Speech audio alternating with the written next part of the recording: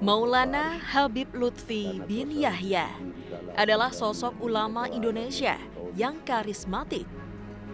Lahir di Pekalongan 10 November 1947 silam, Habib Lutfi menjadi salah satu tokoh muslim berpengaruh di dunia.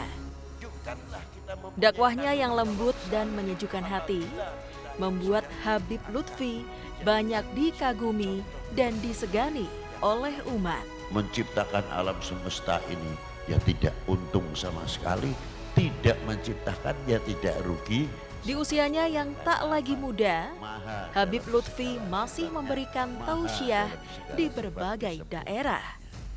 Kediaman Habib Lutfi pun tidak pernah sepi oleh tamu, baik dari kalangan masyarakat hingga tokoh penting tanah air.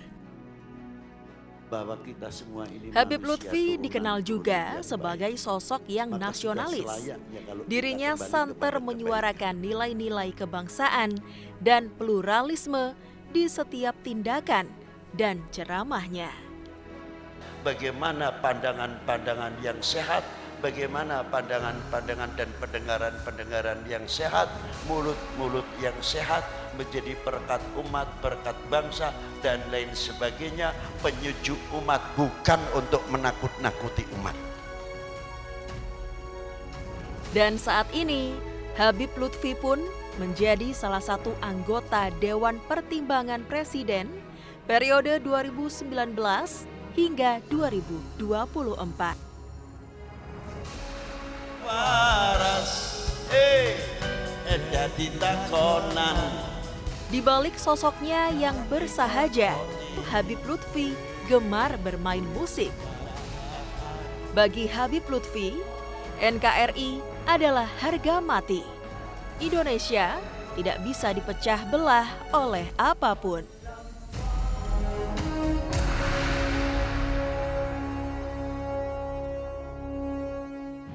Kali ini Kick Andy special guest hadir lagi bersama tamu yang istimewa sekali. Di sini kita akan ngobrol tentang berbagai hal, terutama tentang ketakutan, kekhawatiran lunturnya nasionalisme di kalangan anak-anak muda, di kalangan masyarakat Indonesia, dan juga tentu saja konflik-konflik antar agama, antar suku yang belakangan ini menjadi isu yang dominan, terutama di media sosial. Untuk itu, hari ini kita akan ngobrol dengan Habib Lutfi bin Yahya. Habib, sehat? Sehat, alhamdulillah. Amin. Okay. Nah, Habib, kan Anda akrab sekali dipanggil Habib Lutfi. Kata Habib ini belakangan dipertanyakan juga, kenapa begitu banyak orang yang memakai gelar Habib, tapi kemudian dipertanyakan kehabibannya. Nah, sebenarnya boleh dijelaskan sedikit. Jadi siapa yang sebenarnya berhak disebut Habib? Assalamualaikum warahmatullahi wabarakatuh. Salam sejahtera untuk kita semuanya.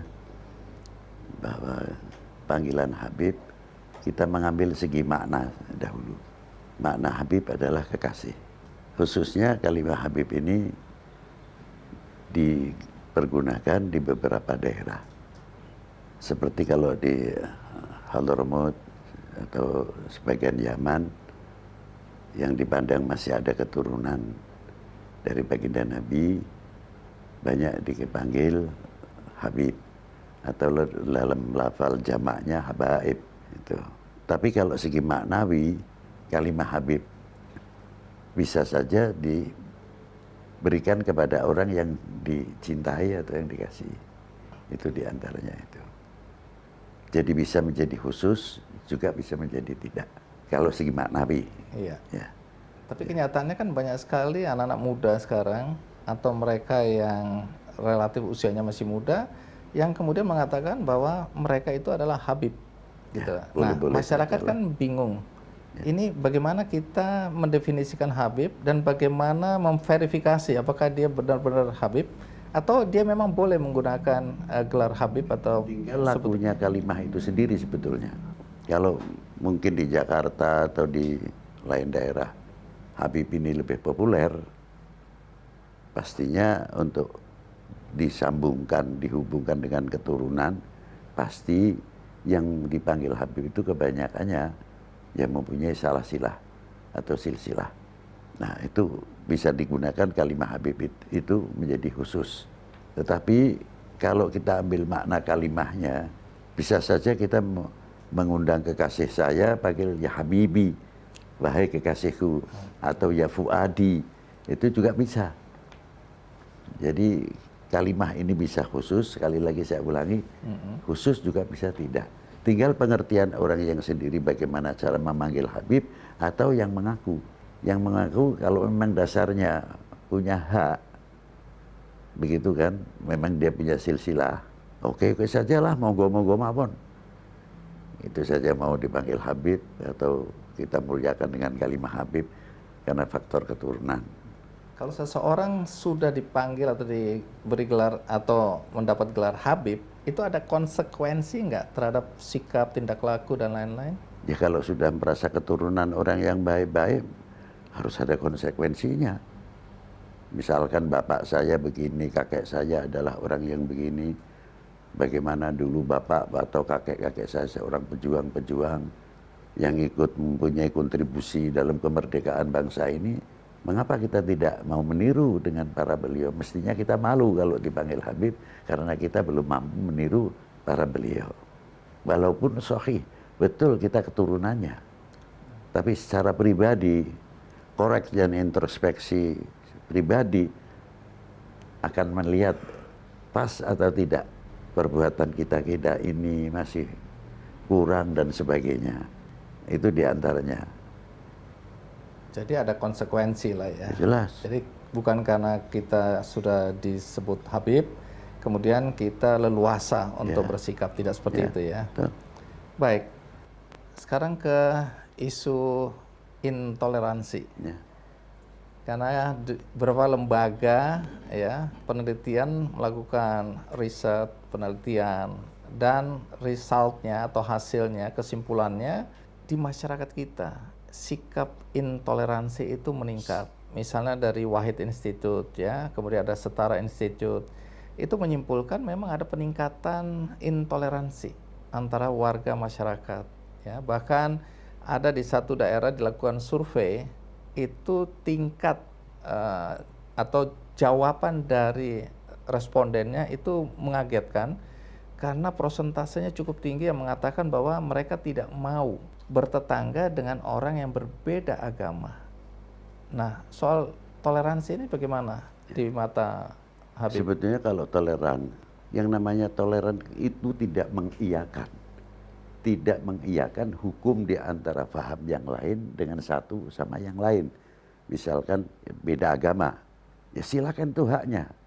Tapi hubungan kita di antara sesama umat beragama, umat ini, kita harus, apalagi sebangsa setanah air, dengan adanya hubungan yang baik, dengan toleran yang baik, akan memperkuat pagar-pagar ketahanan nasional. Paling tidak kita menjadi bangsa, menjadi umat ini tidak mudah dibenturkan. Intinya di situ. Nah, toleran ini sudah dilakukan sudah 1400 tahun yang lalu, lebih malahan.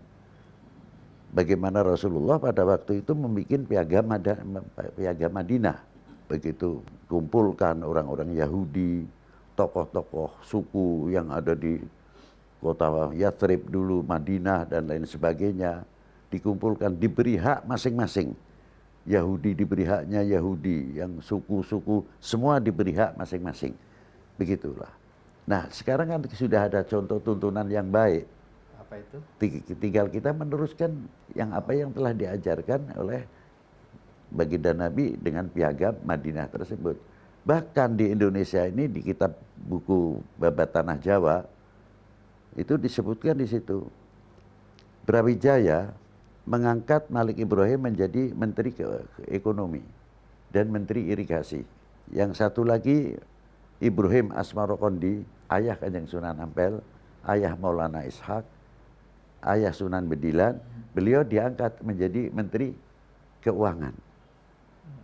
Kita berpikir mestinya yang mengangkat agamanya apa, yang diangkat agamanya apa. Kok bisa bekerja sama dengan baik? Contoh itu sudah dulu dicontohi oleh beliau-beliau para pendahulu. Jangan menjual, ini buat yang muslim ya, jangan menjual kue pesanan untuk hari Natal. Karena itu haram hukumnya. Ya, terus Ya ini kan membingungkan buat orang-orang.